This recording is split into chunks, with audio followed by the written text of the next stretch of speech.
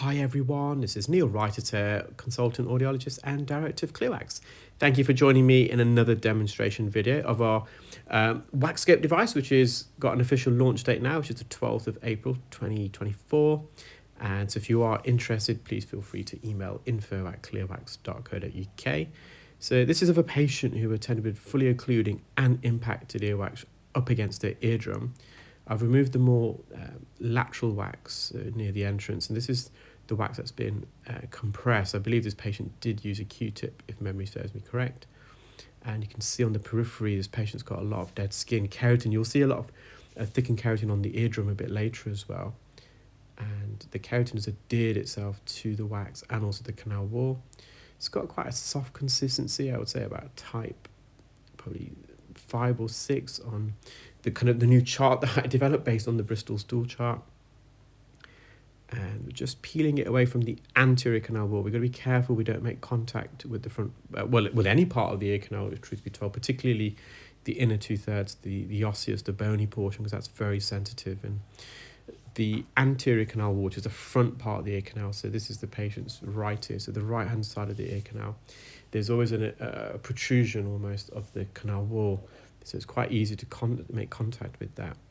So you can see another large piece taken off the eardrum. It's just got trapped near the entrance. It's larger than the entrance, so we are using the smaller specula here. This is the 3.5mm specula in order to gain access into the ear. Any larger speculae will find it difficult to enter the patient's ear because it's quite narrow.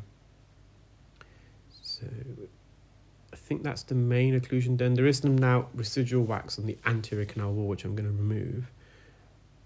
So there was just some wax there laterally on the posterior, so the back part of the ear canal.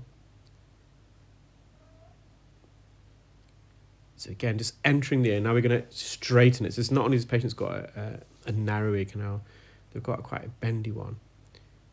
And you can see just there, and this is where probably an endoscope is going to be a bit more beneficial, because with an endoscope, the field of view is just immaculate. You can see all the way around the ear. Now, whenever you introduce a specula, whether it's the WAXscope or loops or an ENT microscope, you're having to stretch and straighten the outer cartilage portion of the ear canal. You can't obviously straighten the bony part of the ear canal because that's rigid, but the cartilage portion is malleable.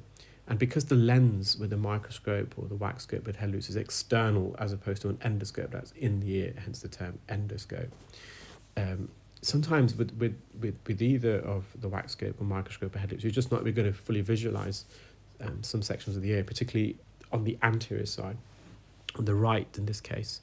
But here we managed to do that.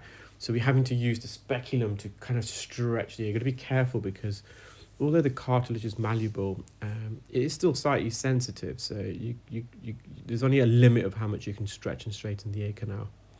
So just some residual skin here, posteriorly, and then just a fleck of wax is hiding away there, so I just got that out. So you can see the magnified view we've got. There is some thickened keratin on the anterior portion of the ear canal, but that's going to be self-migrating. Well, I hope you enjoyed that video, guys. Take care, keep well, and speak soon. Bye.